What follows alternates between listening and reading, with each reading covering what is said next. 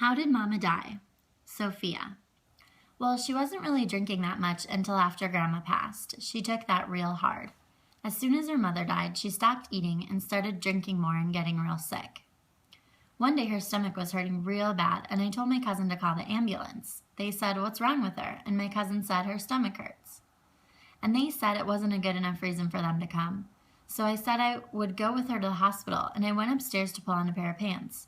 My little sister came up and said Mama was on the floor, and I was like, "Well, tell Mama to get up and I'll be right down." My sister came back upstairs and said she wasn't responding. So I went downstairs and I saw vomit coming out of her mouth and her nose, and I ran for help. She was still breathing. We called the ambulance again, but there was a shooting right outside the door here, and the ambulance was fixing to drive off without my mother. My sister was crying. My mother's still in there, but the ambulance went away. When we finally got to the hospital, they were asking me all sorts of questions. How old was your mother, and who was her doctor? And I thought that she was still alive until the doctor said that the police would be out to talk to me. I knew then that she was dead. I took it real hard.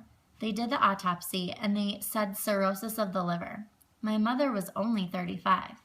Her birthday is January 27th, and now my mother is 37. First, I just couldn't believe it. I was just like, how could you do this when you have 6 kids that you love?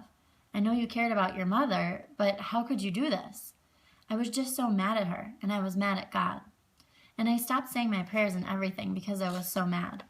Then I realized my sister was 6, and I said, we got to do it. It's our responsibility now. Because my mother always said, what are you going to do when I'm gone? So it's rough because being young, most girls would be like, forget them and go party. But me and Precious are not like that. Here's a picture on page 68 of Lloyd's sisters Precious and Sophia.